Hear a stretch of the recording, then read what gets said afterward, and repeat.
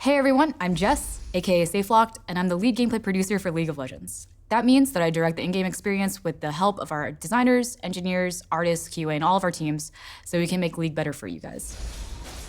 Today I want to talk about some of the opportunities we're thinking about for gameplay in 2018. We have a couple ideas we want to try out early in the year, so I just want to share them with you and get your thoughts. So first things first, over the past few months, we've been able to see a lot of you guys experimenting with Runes Reforged, which has been really fun to watch. Some of you are having fun with super cheese builds, some of you are finding new effective builds daily, and you keep surprising us with some of the stuff you're discovering. The team has been working on updating Runes for a really long time, so it's great to finally see it in your hands. Going forward, we want to keep supporting Runes and make sure it's still providing you engaging options in the pregame. As you keep getting more comfortable with the system, we'll focus improvements on areas which aren't getting as much use. As an example, right now we're not seeing a lot of players get excited by the Resolve path.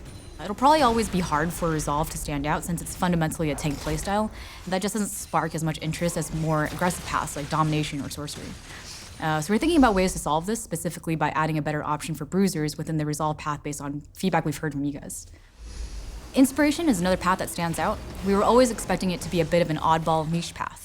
That said, some of the keystones in the Inspiration are confusing and difficult to succeed on, so we'll likely be revisiting some of them and making some more attractive options.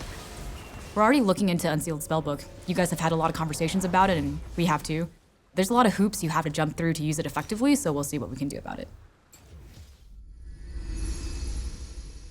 So the second thing I want to talk about is revisiting our patch cadence for gameplay changes. What we're planning on doing is having a big gameplay patch every 4 weeks, followed by a smaller patch 2 weeks later. So the big gameplay patch would have systemic changes like item and rune changes, along with some gameplay updates and the usual balance stuff. And the patches after that would be focused on smaller changes and addressing anything weird that pops up, like totally busted champions. We hope this will let us spend more time on your balance changes, which in turn will hopefully lead to higher quality changes that are more digestible for you guys. We'll revisit this plan if it's not really working out and give you guys a heads up when we do. The third thing I wanted to talk about is position diversity, by which I mean being able to take the same champions into multiple positions successfully. Currently, most champions are pretty tied to one position, and this is something we've dabbled in the past, but hasn't always turned out great. Now though, Runes has given us more confidence that we can try out bigger systemic changes in a way that works.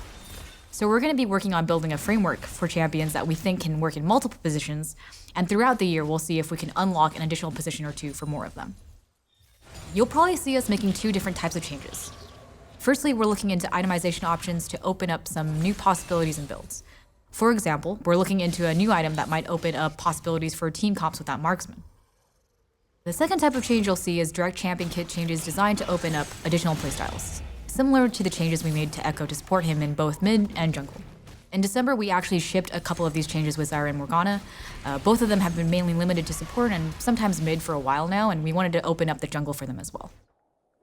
Our idea is that we can try them out as test cases for champions that can be healthy in a few roles at the same time.